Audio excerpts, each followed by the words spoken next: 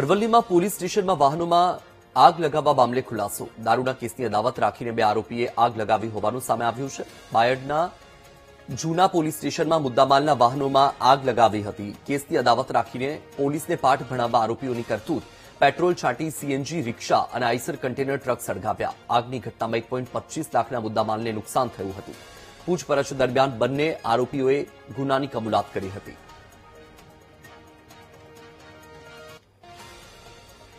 વધુ માહિતી આપી રહ્યા છે સંવાદદાતા રાકેશ. રાકેશ, પોલીસ સ્ટેશનમાં વાહનોમાં જે આગ લગાવવામાં આવી હતી આ મામલે શું ખુલાસો થયો, શું માહિતી?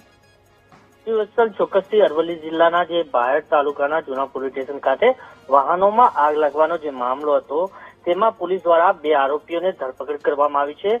દારૂના કેસમાં ખારજ રાખીને પોલીસને પાઠ બનાવવા માટે બે આરોપીઓ દ્વારા પેટ્રોલ છાંટી સીએનજી રિક્ષા અને આઈસર કન્ટેનર ટ્રક સળગાવી દેવામાં આવ્યો હતો. તેને લઈને જે બાયડ પોલીસ દ્વારા કેસ દાખલ કરવામાં આવ્યો, તપાસ શરૂ કરવામાં આવી હતી અને ત્યારબાદ જે બે વ્યક્તિ ઉપર શંકા ગઈ હતી અને ત્યારબાદ પૂછપરછ દરમિયાન બે વ્યક્તિઓ દ્વારા કબૂલાત કરવામાં આવી છે કે દારૂના જે જૂની ખાડ રાખી અને પોલીસને પાઠ બનાવવા બાબતે આ જે આરોપીઓ દ્વારા પેટ્રોલ છાંટીને આગ લગાડવામાં આવી છે.